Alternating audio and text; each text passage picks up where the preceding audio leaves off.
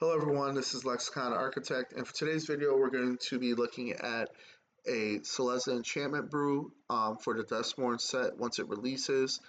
I believe it's going to be in 5 days or 4 on the 25th. So let's hop right into it.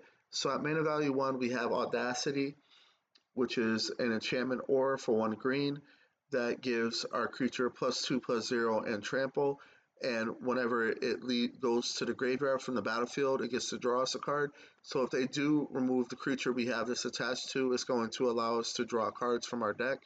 Next, we have Ethereal Armor, another enchantment aura that gives the creature that is enchanted +1/+1 for each enchantment you control and has first strike. So this allows us to pump out a lot of damage from our attacks. And not only that, we can use our creatures as blockers since we have first strike damage. So it gets around things like Death Touch because we're going to deal damage before they do.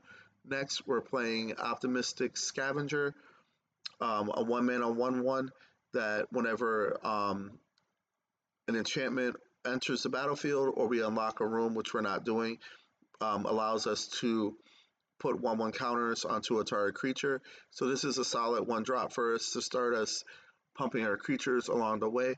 Next, we have Royal Treatment that we use as a way to protect our creatures from spot removal.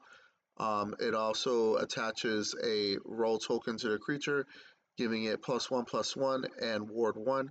So if they do want to target our creature with a removal spell after we give it hexproof, it's going to cost them an additional 1 mana to do so.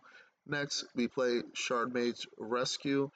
It has flash, so we can keep it 1 mana open that's white to flash this enchantment in, to give it hexproof as well, and it gets +1/+1.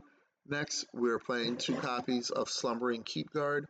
Whenever enchantment enters the battlefield under our control, it allows us to scry to make sure that we're not flooding ourselves out and drawing the cards that we need. And for 3 mana, we can buff this up by giving it +1/+1 until the end of turn for each enchantment we control. Next, for removal, we're going to be running Unwanted Remake. For 1 white mana, we get to destroy a target creature. Its controller manifests Dreads. So they look at the top 2 cards of their library and put 1 onto the battlefield face down as a 2/2 creature, and then they could turn it up anytime for its mana cost. So as a 1 mana removal spell, this is a very good card in our deck.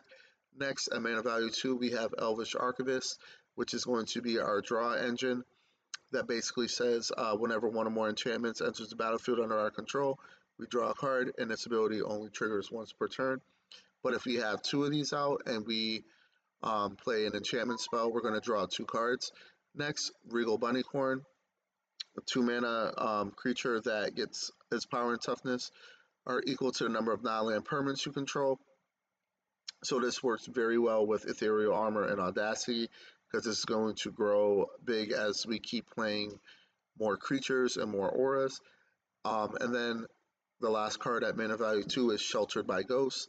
We enchant our creature, and when it ETBs, we get to exile target non-land permanent an opponent controls until it leaves the battlefield.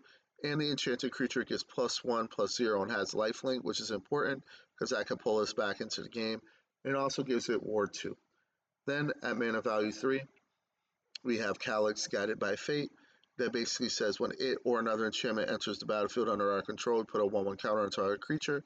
And then whenever Calyx or an enchanted creature you control deals combat damage to a player, you may create a token that is a copy of a non-legendary enchantment you control. Do this once per turn.